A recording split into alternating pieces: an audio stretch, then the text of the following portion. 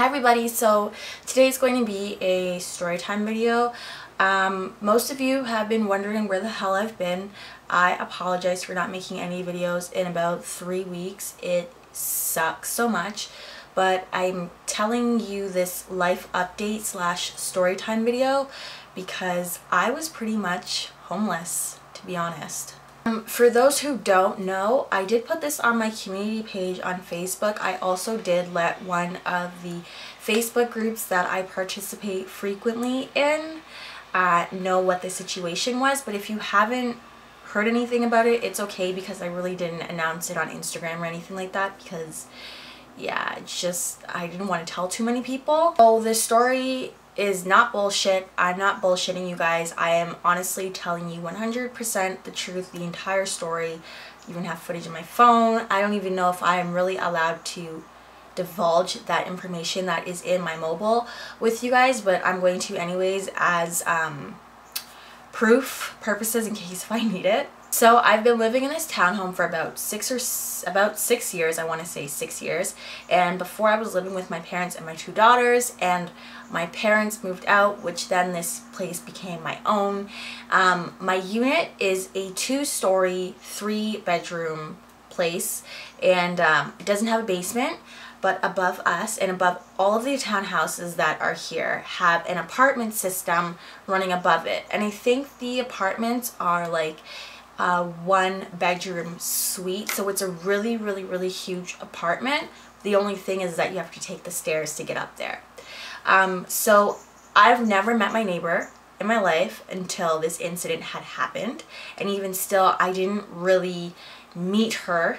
So on September 6th, just like any other weekend, right before school, you're prepping to get everything ready. And my house was in shambles. I was getting ready to do this big sweep on Labor Day because I was so exhausted with all the summer activities myself and my daughters have been doing. I get home, I'm relaxing on the 6th, I'm having fun.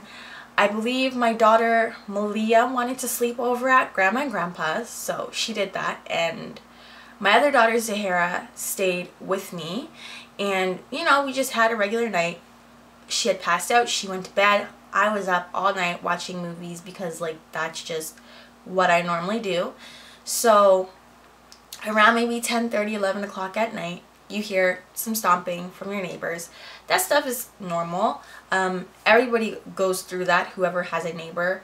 I personally thought that my neighbor upstairs were neighbors. I thought that it was, you know, a couple of teens or like adults all living together splitting the rent, until I found out that it was a 1-bedroom suite. Whatever the noise is going on upstairs, it's not a big deal to me because I'm just like, yeah, I'm not going to sleep anytime soon, right? So whatever. Then you hear arguing upstairs. Like, I mean, full on, like, I thought it was domestic violence going on upstairs, just like cussing and screaming and stomping and all that stuff. I'm just like, okay, this is getting a little, like, out of hand. Do I call the cops? What do? Do I go upstairs? Nope, not going upstairs because I'm not trying to get shot, not trying to get shanked, none of that. So I just leave it alone, pray that it goes away, and then all you hear after the fighting is like taps being turned on. Like every tap in the house just turned on, and it sounded like bathroom running water. You know, like in the movie The Ring, where the water's running and she notices that her son is not her son and she starts drowning her kid in the tub and the water's running hard. That's what it sounded like, maybe around 1:30, 2 o'clock. So the water's running, and I'm thinking, okay, maybe whoever's upstairs is taking a bath. Not a big deal, right? 1:30, mind you, 1:30. 1:30, the water's still running, whatever. 1:45, the water's running. 2 a.m., the water's running. I'm like, what the hell is going on up there? What is really going on? I could start to hear the water, like, gushing down the walls. But then I thought maybe it's her TV, maybe she left her TV on loud, maybe that's what I'm hearing. I don't know. I wasn't going to check. It was too freaking early in the morning to go check and see what was going on up there. So I was just like, it's fine, whatever. Then as I'm laying in my bed trying to get some sleep, I notice that there's a huge line, like a line, running from where I'm laying down to my toes. So I'm like, please Jesus, please do not let her be running in the tub. She forgot about the tub. She left her home and the water's running and then the tub falls on me and kills me and whatever. Honestly, I don't have a bad mind, but things like that can happen. So I was just like, I was praying for anything to happen to not happen, right? So that didn't happen. I went to sleep. I woke up. I was laying in my bed and my daughter was like, Mom, the floor is wet. She woke up and she told me that the floor was wet. And I was like, what do you mean the floor is wet? And she goes, the floor is wet, Mommy. So I get up and like my toes are just like submerged in water. My feet submerged in water. I'm like, what's going on? Everything is soaked. So I'm wondering, where did this water come from? I'm like, did you wet the floor? And she's like, no, Mom, I didn't wet the floor. The floors are soaked. Go into the hallway. The hallway's dry. I'm like, that's weird. So why is my bedroom wet? Go into her room. Her room is soaked too. Run into my office. My office is soaked. Where I'm sitting right now was just a puddle of water, which I have footage of for you guys so I can show you how bad this was. And my whole floor is ruined. Yep. There's water all over my floor. All over. This is wrecked. I need to make sure that I pick this up before it dries so it doesn't set in the... So my floor was wrecked, and even where I'm sitting right now, yeah, it's a mess right now. So then I run downstairs to see what's damaged, because I'm like, if upstairs is damaged, downstairs might be damaged too. I run downstairs, my floor is like warping. It's like buckling and doing all this nonsense. So I start freaking out and I'm just like, what the heck am I gonna do? My dad is over. So my dad's like, okay, it's okay, don't worry about it. We'll call office management. Office management will come in and look at it. We go outside and she's trying to figure out who's above me. And they say, oh, number 309 is above you. It's the lady in 309. And she goes, oh, who's living in 309? And her daughter goes, holy shit, right? It's the lady with her 5 demon children. And I'm like, lady with her 5 demon children, what are you talking about? She goes, oh, there's a lady that's been living here for over 20 years that has had discrepancies with the community before.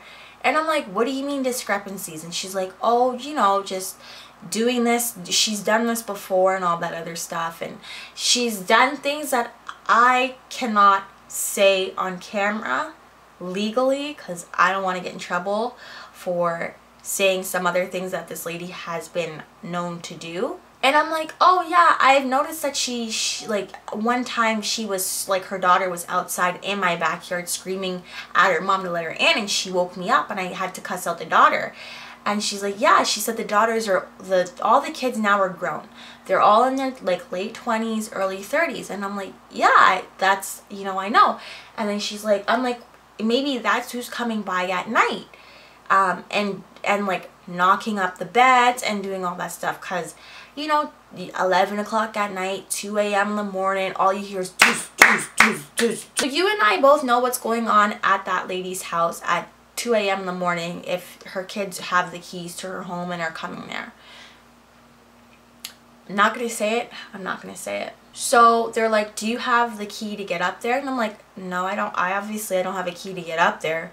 I've never met this lady. And they go, oh no, you've probably met her. She's a frail old woman with white hair and she always wears a jean jacket. And I'm like, oh, that's who lives above me. They're like, yeah, you don't ever want to go up there. Don't ever go up there. Don't ever meet her, whatever. So I'm like, okay, because I was ready to go up there and like confront her and say, look what you did. So I was just like, I just wanted to apologize to me. And I wasn't really thinking about money. Like, money was not the object right now. It was really just, I wanted her to see the damage and I wanted an apology. We're going to fast forward to my townhome and just assess all the damage, right? I thought that because the floor was wet and damaged that they would rip up the entire floor. That's not the case that they do here. They only rip up the damaged parts and then put in new flooring, which Doesn't make sense to me. So I have like patchwork flooring. Basically, I could not move back into my home because even in my bedroom and my daughter's bedroom received the most damage possible because the lady above me had carpet. So obviously with water, gravity has to work its way through. So the water is coming down. So they had assumed that the water was just, you know, all the water had been done. But because it was in her carpet, it was not done coming down. So eventually the ceiling started to collapse in my bedroom. And first it was like a little slit and the water was just like pouring out, and it was right in front of my TV. So I had to pull my TV back and I had to get my dad back over here to unassemble the bed because I was afraid that the ceiling was just going to collapse and a whole heap of water was going to come out, and then there goes my bed and there goes my TV, and I don't have the money to be paying for this stuff. So I was just like, please move it, and that's that. So he moved it, and the day after, the entire ceiling was just like, it was just gone. It was literally gone. It had just fallen apart. And they had a contractor come in and assess the damage with the management, and they had assured me that this was like the last of it.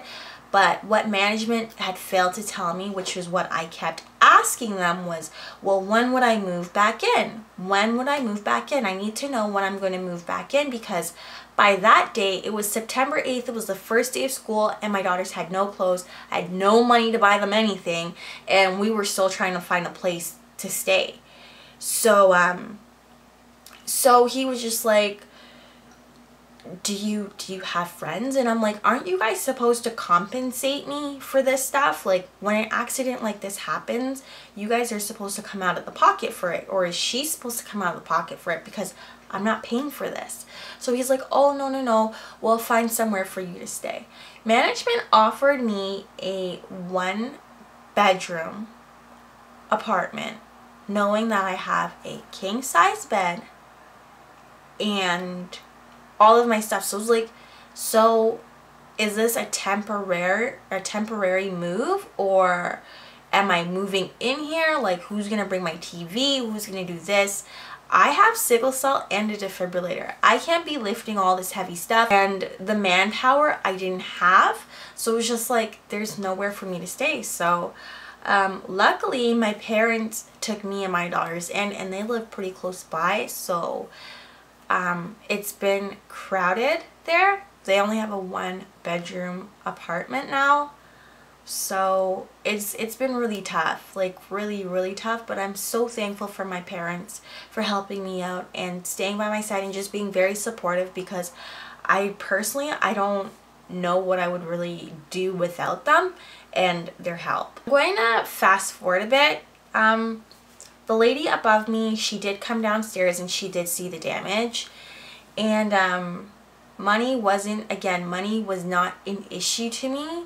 I just wanted her to see the damage and see what she was going to say, but I didn't even get an apology.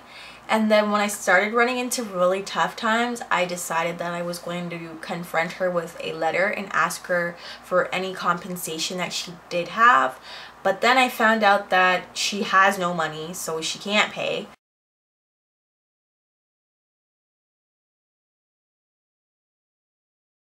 Anyways, guys, that's my video. I could probably come and film, and then I have to go back to the house because there's nowhere for me to sleep here. I hope that you enjoyed this video. If you've experienced anything like this, please let me know down below. Let me know how you've coped with it.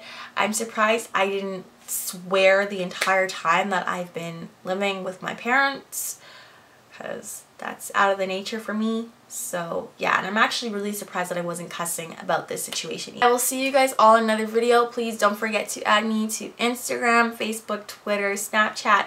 I have all those, and you guys will kind of see like the in-depth thing. Like, I take the pictures and everything on Snapchat and on my phone, not on Instagram, because that's not a good look. So yeah, I'll see you all later. Bye.